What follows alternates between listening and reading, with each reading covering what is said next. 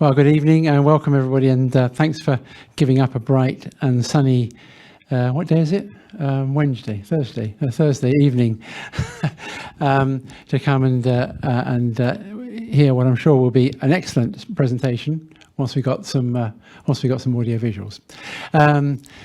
So my name's Ray Jones. I'm a colleague of Shang-Ming's in the Centre for Health and Technology. We together are deputy directors of the Centre for Health Technology. Shang-Ming came and joined us in Plymouth actually back in the middle of the pandemic in January 2021. So although this is an inaugural lecture, he's actually been here for quite a while, beavering away. But because of the pandemic and other things, we've been having to wait until today to be able to get him to come and present to us.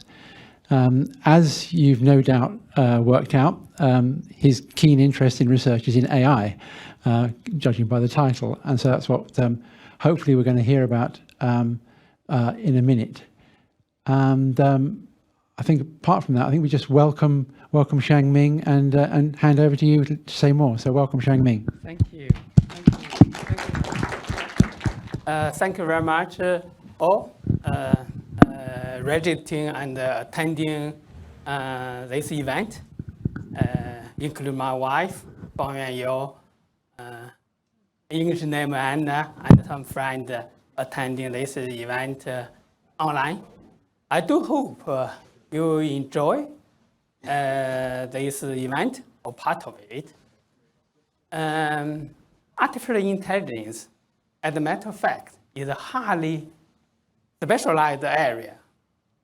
It heavily involves mathematics, statistics, natural language processing, computing science, and of course, programming. But in this lecture, and don't worry, I will not present the technical details of artificial intelligence.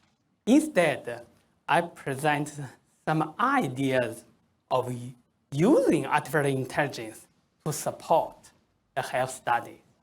Happy? But first, let me give you a little bit more details about myself in addition to Ray's kind introduction. I came from China. My hometown, Tai'an, in Shandong province of China, east part of China.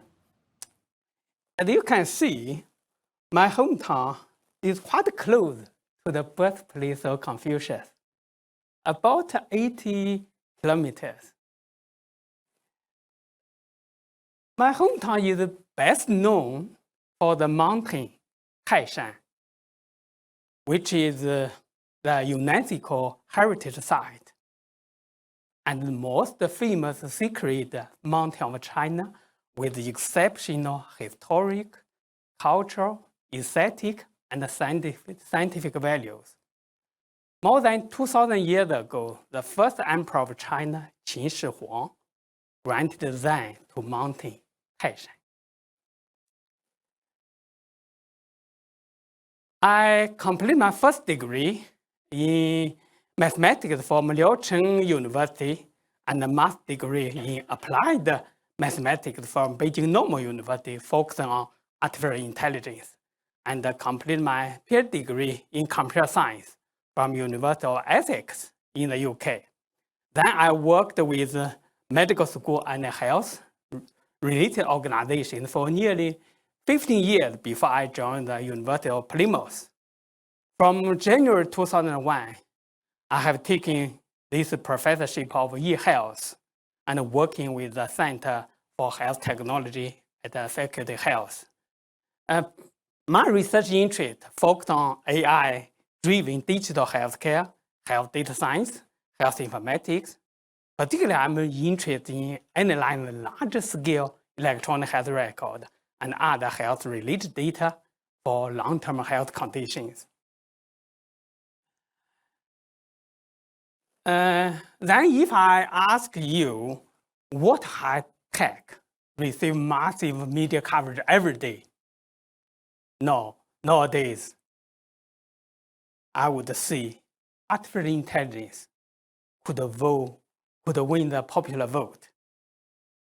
Indeed, artificial intelligence is fast becoming the regular part of our daily life, shaping the way we study, work, and live, from education, food delivery, to financial services and healthcare. But what is artificial intelligence? What is AI? Has anyone watched this film, The Imitation Game? Okay, good. I watched it twice. What did this film tell about? This film tells about during Second World War, the mathematician Alan Turing and his team of cryptographers set out to decipher the Enigma code. But if I tell you Alan Turing was not only a genius cryptologist, but also one of the founders of artificial intelligence, are you surprised? In 1950, Alan Turing published the seminal paper, Computing Machinery and Intelligence. In the paper, he first introduced the concept of what known as Turing test. The original Turing test requires 3 terminals. One terminal is operated by computer. The other 2 terminals operated by humans. During a test, the human questioner asked a series of questions to both the human respondent and the computer respondent. After a certain time, the questioner tried to decide which terminal is operated by a human respondent and which terminal is operated by a computer. If the questioner could not tell the difference between the 2 respondents, then we consider the computer has intelligence. Yeah? The history of artificial intelligence is intriguing. From ups, downs, twists, turns, success and setbacks, spanning the season of winters, spring, summer, and autumn. But the applying artificial intelligence to medicine is not new. As early as the 1950s, the iPad system was developed in medicine that simulate knowledge and analytical skills by human experts in order to make recommendations on appropriate actions, such as help doctors better diagnosis. But nowadays, there are sectors fueling the latest wave of artificial intelligence. Have these 3 main factors. The first factor is the remarkable advancement of machine learning, largely propelled by forward by the impressive success of deep learning, also called artificial neural network. The second factor is the machine learning leveraged with the increasing computing power, particularly fast hardware GPU, and the huge volume of dataset. The increasing computing power allows the training of much larger and complex machine learning model, particularly the deeper and more layer of artificial neural networks, cloud computing resources, and consumer demand for widespread access to services. The vast amount of dataset we collected by different sectors could be used for reliable training testbed. But one of the common criticism for artificial intelligence is once we have the data, we collect data, most AI models, machine learning models, work in a way of black box. So we don't fully understand how the model function or how and why they make certain decisions. The problem is, in areas like medical diagnosis, criminal justice, and self-driving cars, in which the black box decisions have the potential to change lives and have major repercussions, the lack of transparency and interoperability could raise the reliability issues for healthcare practices, patients, and other life-critical practices. As a matter of fact, the interpretable and transparent AI system did not receive much attention before 2016. There was only a small community paying attention to the issue of interoperability and transparency of AI models. I'm proud to be one member of this small community. But after 2016, the interpretable and transparent AI system started to receive widespread attention. Now, the interpretable AI, explainable AI, XAI become popular terms. Why did I pick up 2016? What happened in 2016? Of course, it's not the UK referendum in 2016 to leave the EU, but it did involve EU. Remember this? In 2016, the EU passed the new data protection rules. Everyone of us know the GDPR. You may think GDPR is only protect data privacy, but for me and many data scientists, its Article 22 has much more impact on algorithm design for AI research. The Article 22 indicates that the citizens have the legal right to gain the explanation of decisions made by algorithms that may affect them. Then, what does interoperability of a model mean? I will not give you philosophical lecture, but some philosophical principles do provide some brand new view on algorithm design for AI research. For example, the 14th century English philosopher William Occam or Occam said, entities should not be multiplied unnecessarily. In other words, if you have two competing ideas to explain the same thing, you should prefer the simpler one. Yeah? Applying this principle to AI modeling, we should see the best model should be the simpler one, simplest one, right? Normally, you see, when we see the best model, we see the model has the best accuracy. Yeah, this is one objective, accuracy. But if we see the simplicity, which means we need to use a few number of parameters, variables in the model, right? This is another objective. Normally, more parameters will generate a more accurate result. You see, these two objectives are conflicting, right? So the algorithm design researcher need to find the best way on the trade-off between two objectives. This principle has been guiding me through my whole career of AI research.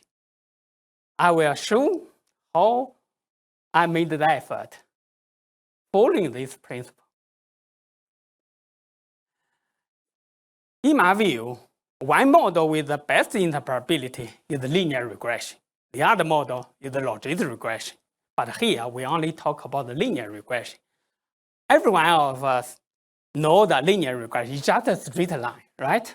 Use the straight line to fit the model, right? We can see its parameter, the slope, has very clear meaning. It's just about the mean of the dependent variable change given one unit change in the independent variable, the input. It's just the rate of the change in output to the change in input. So it has very clear meaning. But linear relationship can no longer go on forever in practice in real-world applications because almost all real-world systems are nonlinear.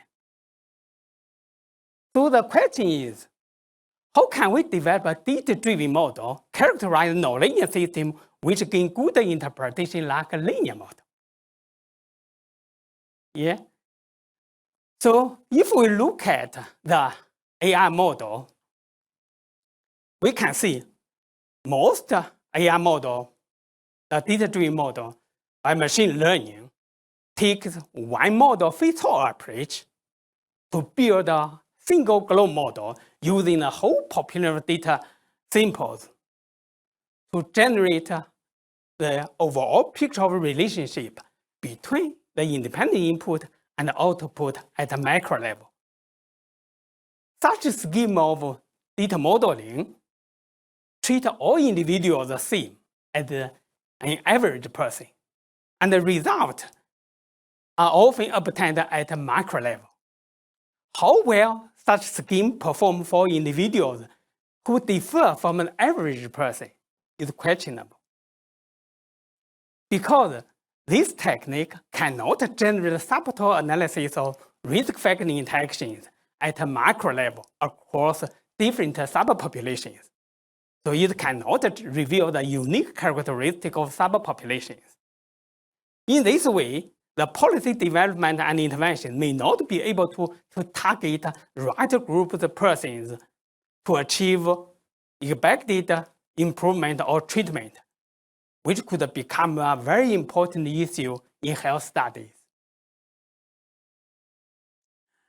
Currently, few machine learning models can conduct both macro-level and macro-level analysis of data samples to conduct the subtle analysis of risk factor interaction at a macro level while maintaining the macro level global system prediction performance at the same time in one model structure, particularly for epidemiology and public health studies.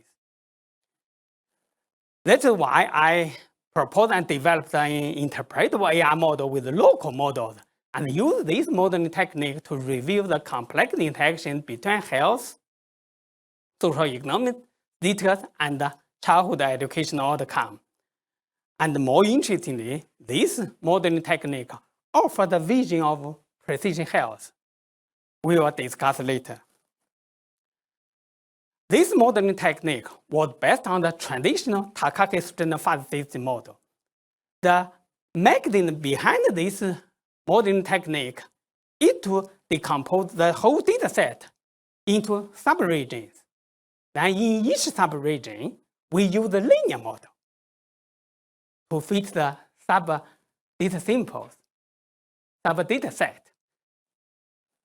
We use this local linear model. Then we combine these local models to form a global model. This is the general idea. The traditional Takaki strain fuzzy system model has been widely applied to many domains for global predictive analysis, but it has never been applied to macro analysis of risk factor interaction before by using its local linear models. Why? Because it is not straightforward to utilize the local model for micro-analysis of risk factor interactions. For example, as shown in this graph, if we combine all these local models as shown in the dashed line, to form a globe model, as shown in the solid line, we can see these local models often demonstrate the very poor interpretation of interaction with globe model. Yeah. Ideally, the globe model should be constructed with the local linear model like the one as shown in this graph. Yeah. So in 2009, I proposed that the local model of a nonlinear system are considered to be interpretable if they fit the globe model well in their local regions and result in local linearization of the nonlinear system. To build a globe model with the interpreted local model, I propose there are two necessary steps we need to complete. The first one, we need to decompose the data, whole data set with distinguishable functions. And I propose the supervised machine learning approach to distinguishable partitions. The second step, we need to identify the fixed number of local models according to Occam result principle, while maintaining the global system performance. More importantly, using the fixed number of local models can prevent the overfitting problem in globe model. And I propose a methodology to identify the fixed number of local models while maintaining the global system performance. Then I use this modeling technique to reveal the complex interactions between deprivation domain and the childhood education outcome across Wales. The deprivation domain in this study include income, health, access to services, housing, physical environment, and community safety at the LSOE, the lower super output area level. If you don't know the LSOE, just treat it like the postcode. In this study, we didn't consider another deprivation domain, the education, including learning and training, because we generate the education under attainment from a different data source, the UK National Pupil Database, as the output variable to measure the rate of pupil who failed to pass the national test in their LSOA area. This picture shows the education under attainment rate in each LSOA across Wales. And this figure shows the result of how we identify 8 most important local models using the modern technique I proposed. Each column represents one deprivation domain, and each row represents one local model. All the values are just the slope in linear models. Okay?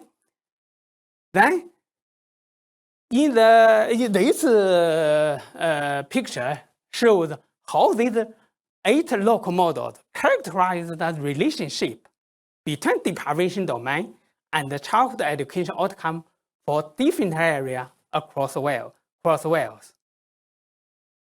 We can see the urban and rural area are naturally marked by the size of LSOA, with very small areas found in the north and the south coast cities. But if we concentrate on the rural area, we can see a general divide between northwest and the southeast. In northwest, we can see the dominant model is model 4 in green. Then in this area, we can see in model 4, in this area, the health and the environment are the main factors influencing child education outcome. In southeast, The dominant model is model 2 in red. In this area, in the model 2 in red, we can see the community safety, income, and health are the main factors influencing child educational outcome.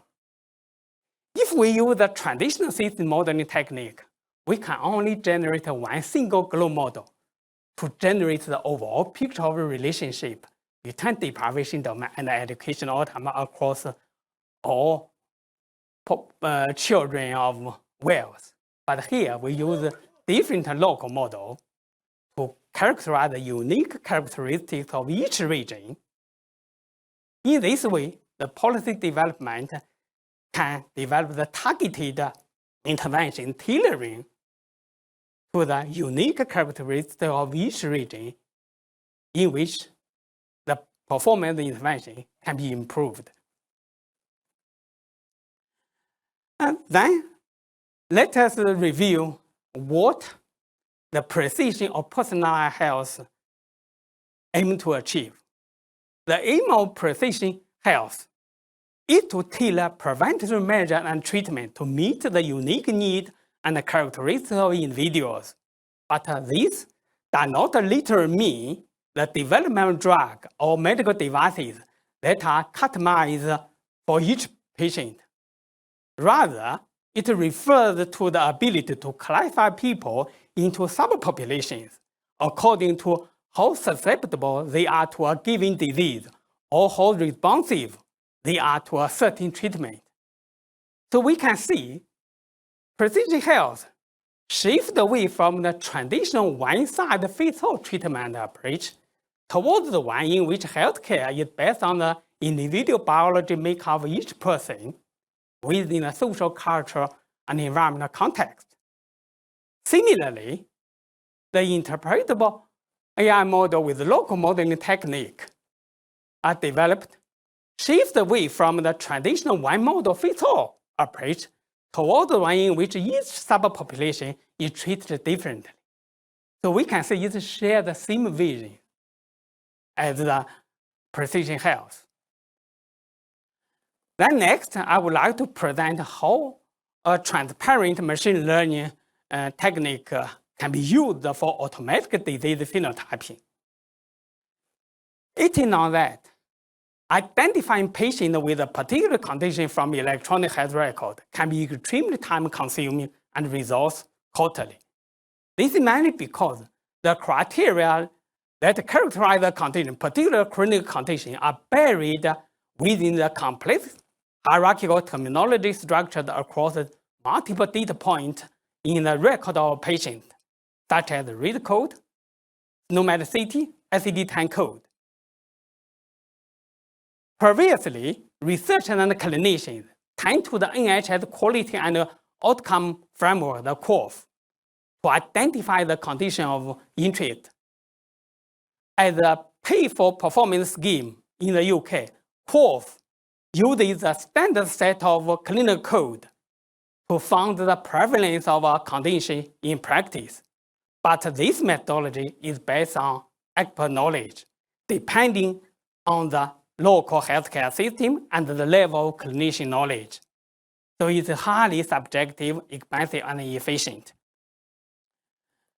So the aim of this study are to automatically identify the the clinical code of the condition of interest, such as rheumatoid arthritis in this study from the GP record, so that this clinical code can accurately predict the diagnosis made in the secondary care record. In other words, we use the code from primary care setting, which are predictive to predict the diagnosis from a different source of data, the secondary care setting. Why GP record? This meant because the patient record held by the general practice in primary care contains the most comprehensive medical history for a population. They offer patient a picture of morbidity from cradle to grave, including symptoms, diagnosis, referral, treatment, and changes in individual health over time. They represent an incredible resource for health studies. In this study, we collect data from 3 different sources. One is primary care record, the other is second care hospital record, the third one is rheumatology specialist database. The hospital record and the specialist database are used as a golden standard diagnosis, and we conducted the record linkage and generated over 9,000 patients for this study.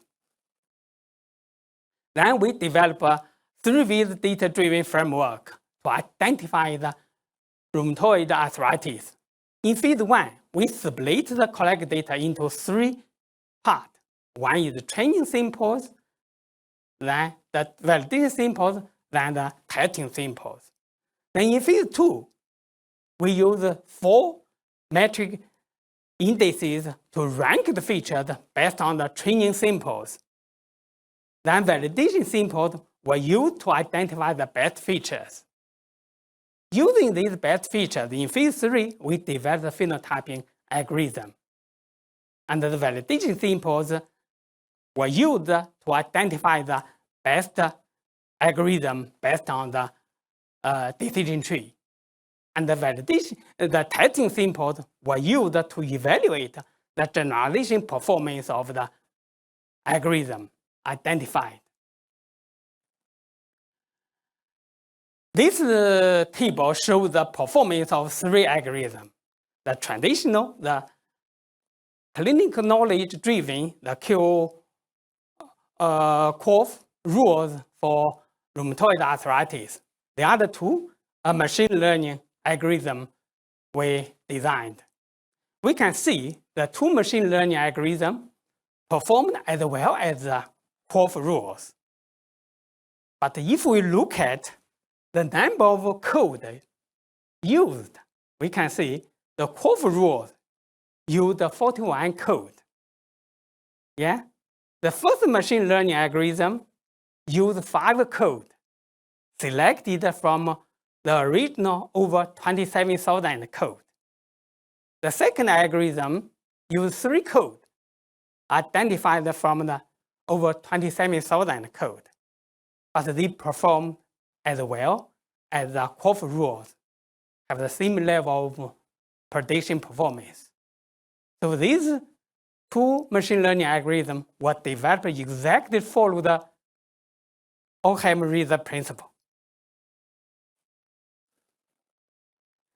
This slide shows the structure of decision tree with 5 important clinical code. And this decision tree can generate the transparent decision rules. For example, if rheumatoid arthritis is chosen by GP, then positive. Otherwise, if methotrexate in 2.5 milligram tablet is not taken, then negative. Otherwise, if hematocrit is checked over 39 times, then positive. Otherwise, if zolpidem in 500 milligram tablet is taken, then positive. Otherwise, if methotrexate in 2.5 milligram tablet is prescribed over 53 times, then positive. Otherwise, negative. It is very transparent. Yeah. The second algorithm, the decision tree using the 3 code as shown in the left side, this tree also generates the transparent decision rules. For example, if the rheumatoid arthritis is chosen by GP, then positive. Otherwise, if the methotrexate in 2.5 milligram tablet is not taken, then negative. Otherwise, if serum urea level is checked over 13 times, then positive. Otherwise, negative. Yeah, these 2 algorithms performed at the same level of performance as the QOF rules. And we identify 6 new code comparing to QOF rules. And this study reveals some highly effective code in primary care, including GP diagnosis code, about rheumatoid arthritis, some code related to white blood cell test, blood chemistry test, and some corticosteroid medicines, and some demand medicines. This study demonstrates that machine learning can provide an efficient way of identifying cohort of patients with a particular condition from primary care. Next, I would like to present how machine learning can be used to identify dynamic pattern of polypharmacy for dementia patients. It is known that to manage the symptoms and complications in dementia patients, we need to have the variety of medications prescribed. But this often dramatically increases the risk of polypharmacy. With the introduction of multiple preventative medicines, the absolute benefit made by each additional medicine is likely to reduce, often to refer to as the law of diminishing return. Indeed, the inappropriate polypharmacy can increase the risk of emergency department visit, drug-drug interaction, drug-disease interaction, and eventual death. But navigating medication management for dementia patients remains a challenge for clinicians. Because most existing studies on polypharmacy for dementia patients focus on the established cohort of diagnosis of dementia.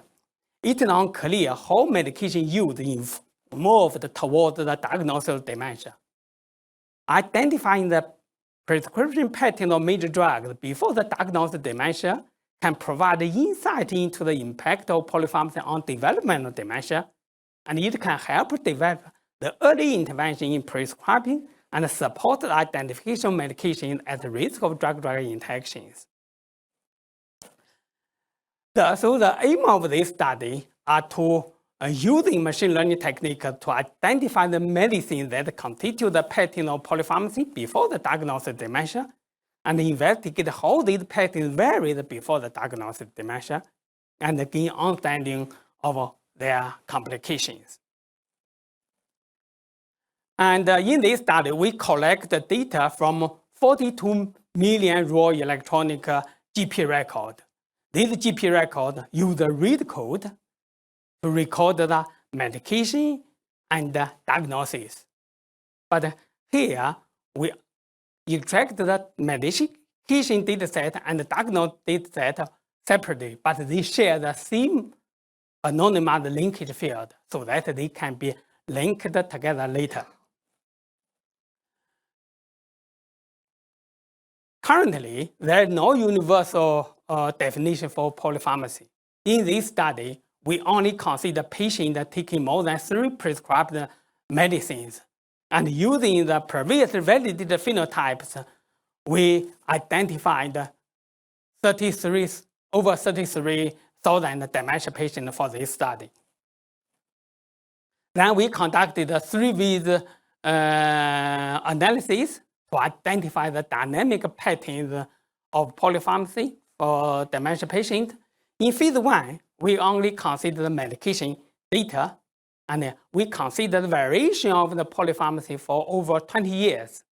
But we split this 20 years long period into 4 sub-periods. The period 1 is 0 to 5 years before the diagnosis of dementia. Period 2 is 6 to 10 years before the diagnosis of dementia. Period 3 is 11 to 15 years before the diagnosis of dementia. And period 4 is 16 to 20 years before the diagnosis of dementia.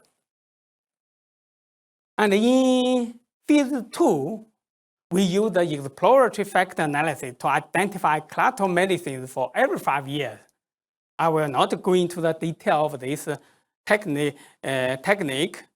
And the exploratory factor analysis allows for the medication to be included in more than one cluster, and it can allow the estimation of the optimal number of clusters, explain the greatest variance in the data. once we identify the clusters of medicine, in phase 3, we merge these clusters of medications with the diagnosis data using the anonymized linkage field and the data of GP visit, and calculate the prevalence of medication in each class, and each class was labeled according to the diagnosed disease the medications in the cluster were prescribed. This is a general idea. It's not surprising. We can see from period 1 to period 4, the prevalence of patients taking more than 3 medications decreased from the 82.16% to 5.50%. And this slide shows the cluster of polypharmacy in each period, and each circle represents one cluster. And the size of the circle is in terms of the percentage of patients covered by this cluster in each period. For example, in period 1, we identify 3 clusters. The first cluster is the cluster of medicines for respiratory urinary infections, arthropathies, and rheumatism, and cardiovascular disease with 16.55%. The second cluster is the medications for infections, arthropathies, and rheumatism, cardiometabolic disease, and depression with 22.02%. The third cluster is medicines for arthropathies, rheumatism, and osteoarthritis with 2.6%.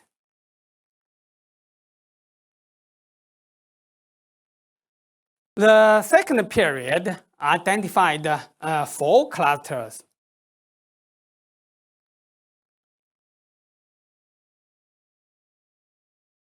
The first cluster is the cluster of medicines for infection, arthropathy, and cardiovascular disease with 69.7%. The second cluster is the cluster of medicines for cardiovascular disease and depression with 3%. The third cluster is medicines for cardiometabolic disease and arthropathies with 0.3%.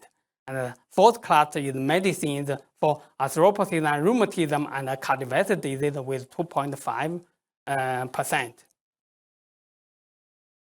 And the period 3 identified 6 clusters. The first cluster is medicine for infection, arthropathy, and cardiovascular disease with 41.1%. The second cluster is medicine for cardiovascular disease, acute respiratory infection, and arthropathy with 1.25%. And the third cluster is medicine for arthropathy and rheumatism with 1.16%. And the fourth cluster is medicine for cardiometabolic disease with 1.4%. And the fifth cluster is medicine for dermatologic disorders with 0.9%. And the sixth cluster is medicine for depression and anxiety with 0.06%.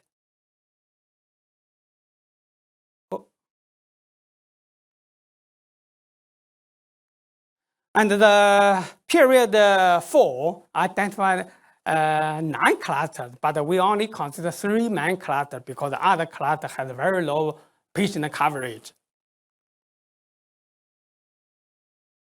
The first cluster is medicine for infection, arthropathy, and cardiovascular disease with 5.5%. And the second cluster is medicine for anxiety, acute respiratory infection with 2.4%. And the third cluster is medicine for acute respiratory infection and cardiovascular disease with 2.1%.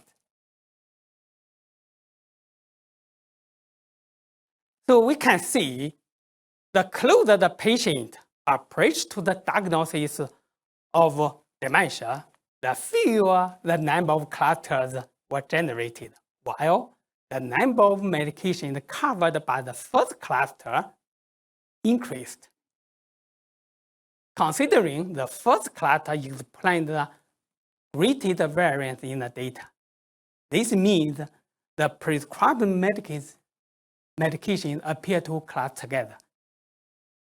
This suggests that as the patient has more clinically evident symptoms for dementia, some associated multimorbidities tend to cluster together and their associated medications. This means more patients share the homogeneous multimorbidities and associated medications. Some major comorbidities include arthropathy, arthritis, hypertension, cardiovascular disease, anxiety and depression, pulmonary disease. These diseases were studied before separately. But we know as the number of medicine increases, the likelihood of multiple drug-drug interaction also increases. A corresponding increased risk of developing cognitive and functional decline.